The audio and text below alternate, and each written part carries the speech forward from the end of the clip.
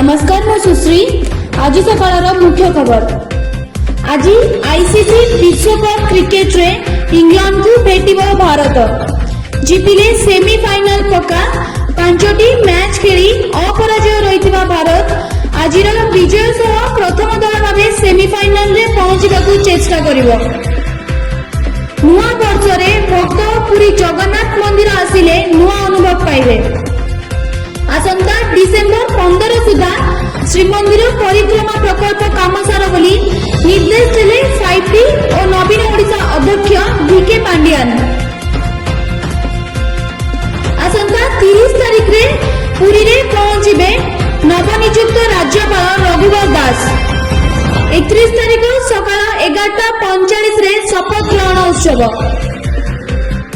सीताल आज जलुची जहार चिताल भली हृदय छुआ गीत को संगीत रे सजाइतिबा दिवंगत संगीतज्ञ स्वरूप पुनः मर्यादा सह पंचभूत रे लीन हेले।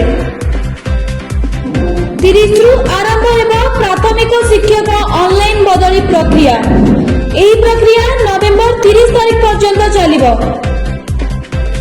खंडगिरी थाना रे नूतन भावे जोग देइतिबा थाना अधिकारी अभिमन्यु दास को नेतृत्व को मिली एक बड़ सफलता। तांको नेतृत्व रे एक टीम रमामणि पेट्रोल पंप ठारे छकी रही 20 ग्राम ब्राउन सुगर जबत करी 2 जण बेपारी को गिरफ्त करिछि। जे ब्राउन सुगर रो मूल्य आनुमानिक भावे बाजार रो मूल्य 20 लाख टंका हेबो।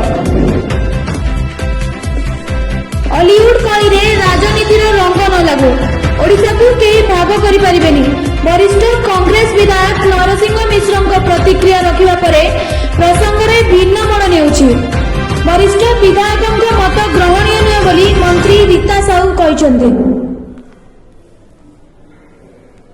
ब्यूरो रिपोर्ट जागरण 24 न्यूज।